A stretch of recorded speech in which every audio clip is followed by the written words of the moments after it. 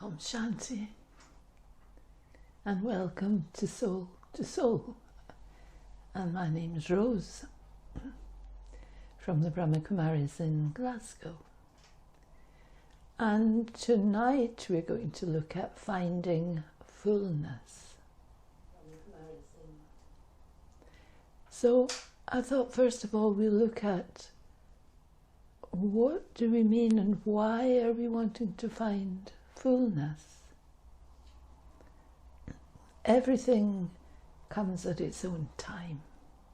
Every single thing in the drama has a fashion and a time space. And as human beings, we have looked and researched about everything on the planet. We've even looked at the stars and the moon and the oceans and all the different animal life, and diet and health and exercise and music and dance and art, the different countries. We've looked at everything, but still we don't feel full. We're always wanting, looking, searching. We may have changed into all different groups of people to find if they have the answer. And Raj Yoga, when we're lucky enough to be listening to things from Raj Yoga, because Raj Yoga says you have to find yourself. We've been so busy looking out there, we've forgotten to look at ourselves. And we might think, but I look at myself every day and I tidy myself and make myself look what I'm supposed to look like to play the part, and I spend a lot of time and energy and money on myself. But it's the inner self, the energy that creates our personality. And right now what's happened to us, we've created habits where we want to everything bigger, better, faster, more. And we're never satisfied because there's something in us that is an energy that's never happy with what we are. So the more we get, the less value it has. And so it's when I have meditation and I start to look inside and have a touch of stillness and silence. This encourages us to look at our energy, the way we are, our day, the few minutes before we sat down, what kind of moods I was in, and how many thoughts I had, how many waste thoughts of others, at the thoughts of the self, even what it is that's making me feel upset. So meditation encourages us to look at energy. And at the moment, this word energy encourages us to be familiar with the outside energy. Raj Yoga says, what about my inner resources? Because for many births we have the characteristics of expecting everything to come to us from outside. Where is it? What is it? Can I afford it? When will it arrive? Who am I going to see? What's going to happen? So whatever comes to us physically prompts our feelings of happiness or sadness. Oh, I feel so sorry that's happened. That's all, my day is gone. I feel, despair. I've lost my job. What am I going to do? Yeah, all of these things are important. I'm not making these things unimportant. Whichever comes to us physically prompts our feelings of happiness or sadness. And we become dependent over a long period of time. We can't think it, I mean, it seems strange to think of it in any other way. We become dependent on the outside. And people tick the boxes as if we are puppets. They smile, we smile, they're not nice, we're not nice back, or we get hurt. So that's the way it is. So it's where does Raj Yoga come in? It's the season for us finding out who we are. It's the season. So we've created many personality traits of waiting for prompts coming to us from outside. And it feels so real and natural for that to be happening. And so it can take time to let all that settle and us start to take more and more time to appreciate who we are. Because if the prompts are absent, we then can wonder what to do. What can I do? Nobody's speaking to me, there's nothing happening. Oh gosh, what can I do? And we start looking for something that might prompt us into action and feeling better.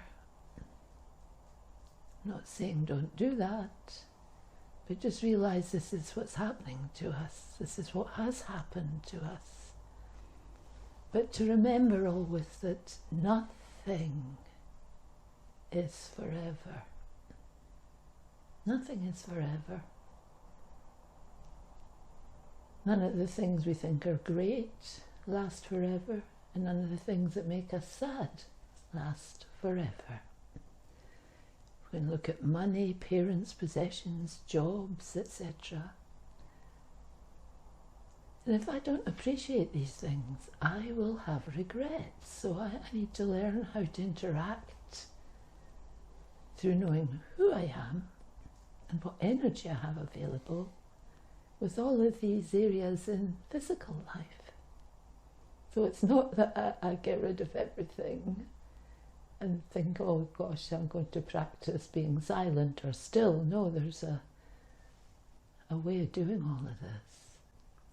To reclaim myself means I have to start to have respect for everything around me, but not be daunted and not think that that's my leader or my boss. I'm learning to become my own.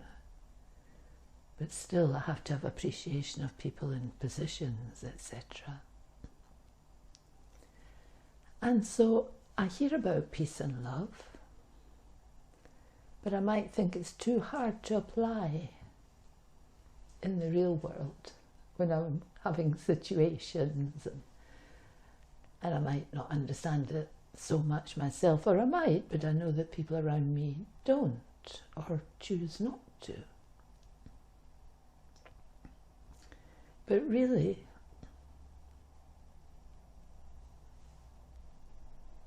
if I want to know myself, then there would be no choice. I need to get to know myself. And then I can lift my entire life into another level and help the people around me.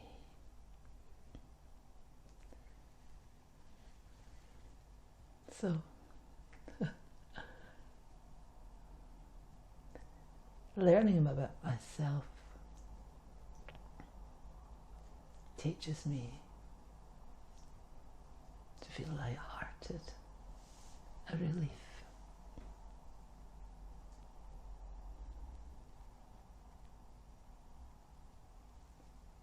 So if everything out there is limited, then let me be aware of this and then super careful within my relationships. Give everyone my best and do my best to see the best in everyone.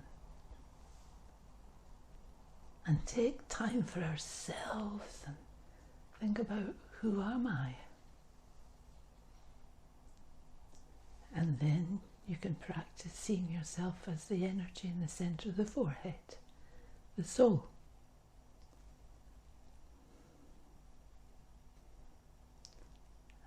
If we do this, we begin to experience relationships with others in a different way. I can begin to see them and appreciate their dignity and give respect. It is a new way to see my role. So familiarity will then not creep in so quickly. I have to give people a bit more space, not expect that they make me happy or that they won't hurt me. I learn how to step back a little bit and allow a bit of space. And then respect, appreciation and satisfaction with the self, life and others will be possible. And I can feel full in the moment.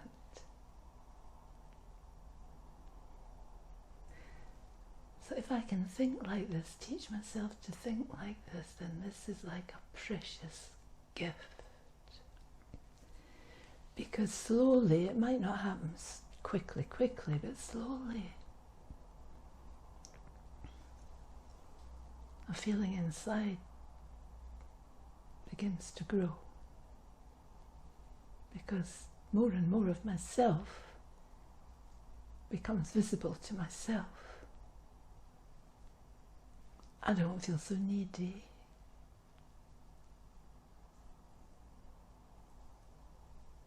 Because the feeling of fullness will only come from the things that are lasting and spiritual. And I begin to understand that souls, the soul, the soul, am eternal.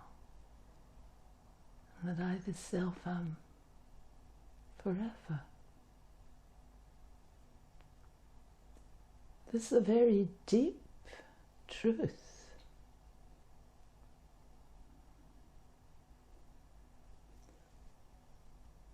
So I have to look and understand about my inner resources. And for such a long time we've been having characteristics of expecting that everything will come to us from the outside. And even when we practice being so conscious, it won't happen instantly that we think that, oh, that's fine. It's a journey. We've been on a journey and we continue our journey. We're just going on to a different stage of our journey. I'm going to teach myself to have happiness and to appreciate who I am. And to teach myself not to be so dependent on others giving me that happiness and approval, and thereby having to do, in my mind, I'll only do that which I think they'll approve of. So it curtails my freedom.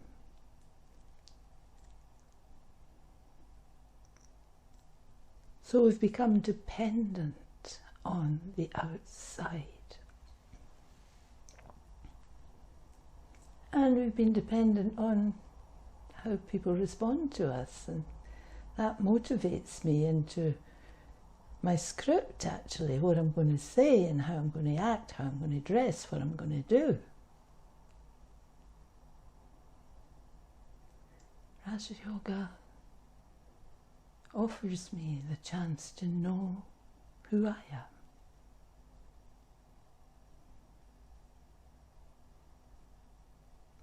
it teaches me that this is a period of time when this is possible,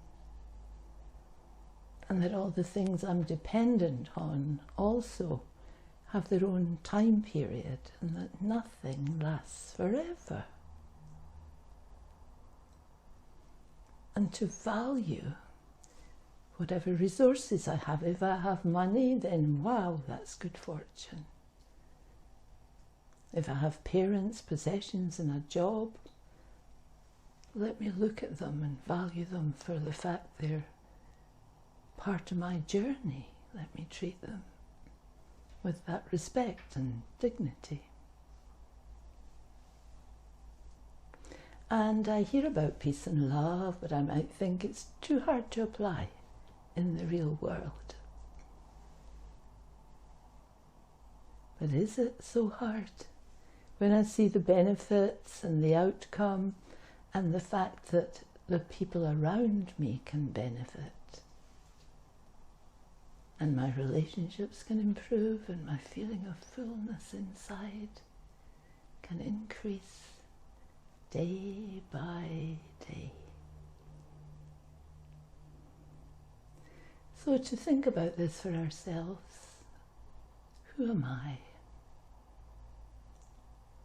And then to see yourself and relationships with others in a new way, so that I can give both myself and others more dignity and respect. And I'll have appreciation, and I'll feel satisfied with whatever it is that I'm involved with. This will be possible. And I can begin to see each day as a precious gift, rather than, oh gosh, what am I going to do today? And this feeling of fullness, it will only come when I think of spiritual things, because physical things we know don't make us feel full, and they're not forever. But the things that are lasting, spiritual and eternal are the things of the soul. You are forever.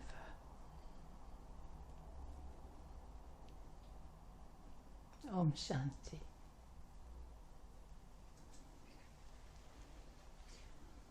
I liked how you made it step by step, that it wouldn't be a leap into that feeling of absolute satisfaction.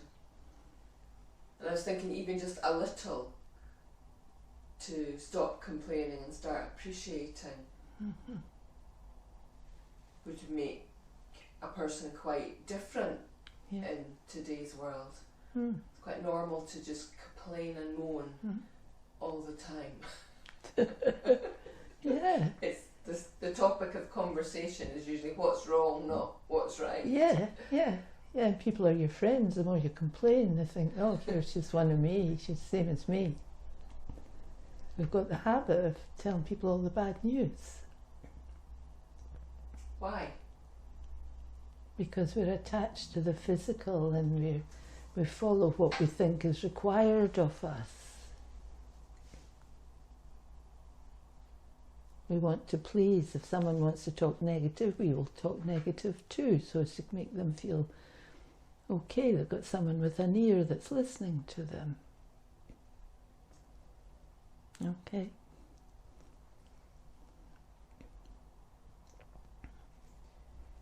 You spoke about things of the spirit being forever.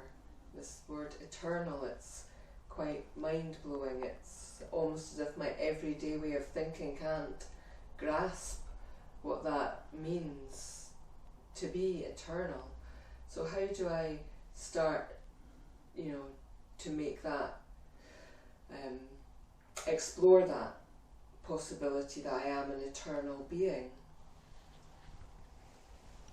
Well, again, it's an education.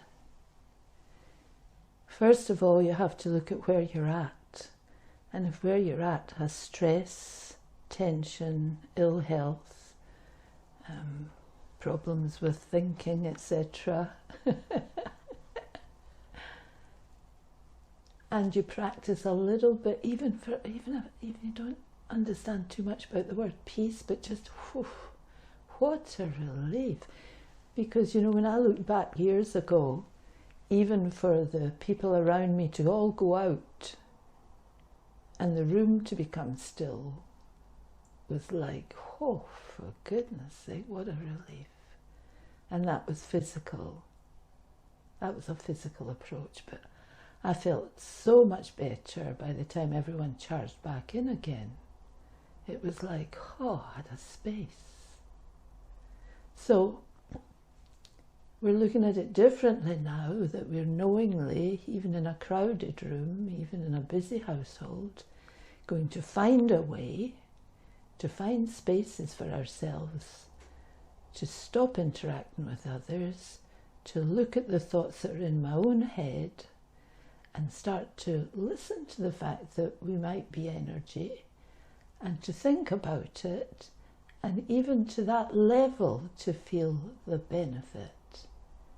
And if I feel a benefit, I'll want to go back and try it again.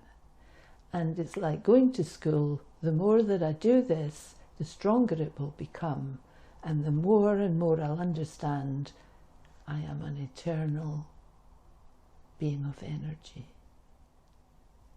That's the only way you can know this, really. You can listen to words, and the words can give you full of doubts, and you have to practice it and see just from where you're at and the relief, even at not speaking for a short time, and looking at how upset you are and calming yourself down tells you there's something useful here.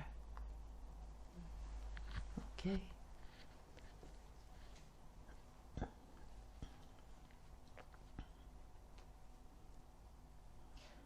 You also used the phrase, if the prompts are absent, it's as if we're searching around for the next prompt. We don't know what to do when there's not masses of drama around, things that are making us think or say or do things. And without prompts, we can feel a bit lost. And so, do you think meditation helps you get that creativity back from the inside so that you're not so reliant on the prompts? I can always only speak for myself. I would say that's true.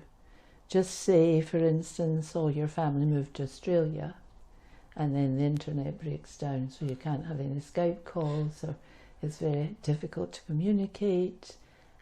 Maybe they're travellers as well, maybe they like to go here, there and everywhere, and so it's difficult to hear from them, so that's that these prompts are away for temporarily.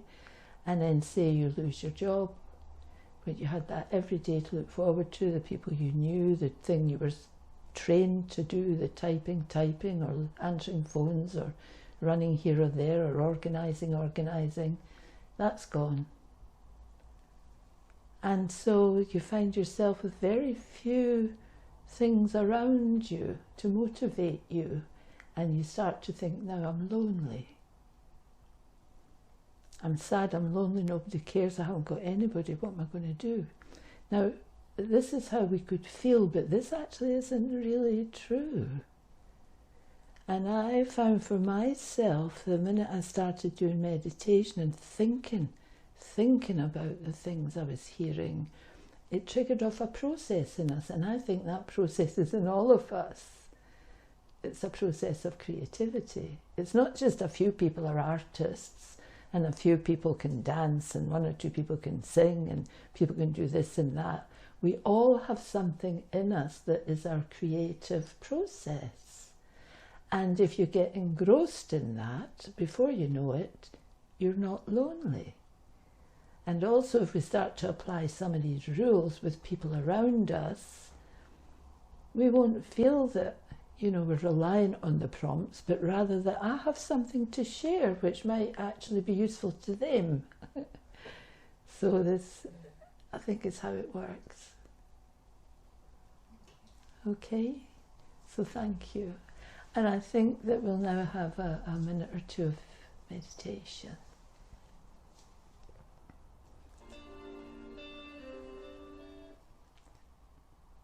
So focusing on the center of the forehead. And let me think I am energy, point of light, living, thinking, life, energy. And let me learn and teach myself to look inside it. Whatever is affecting me, I can't bypass that. But what are the good qualities inside myself? What do I have inside myself that makes me feel light-hearted, more light-hearted, a feeling of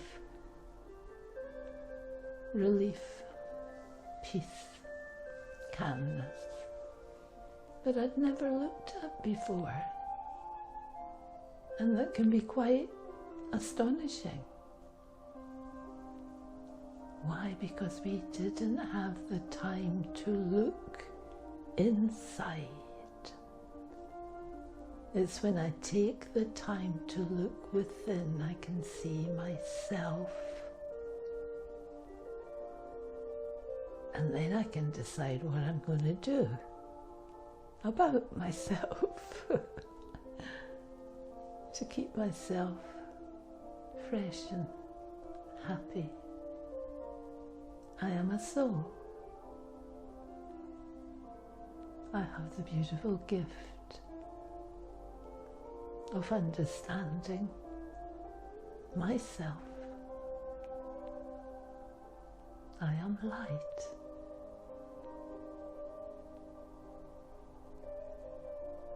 A peaceful, beautiful energy.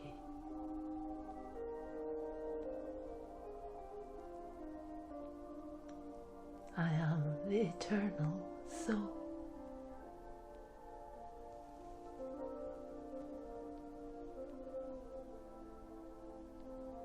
Om Shanti.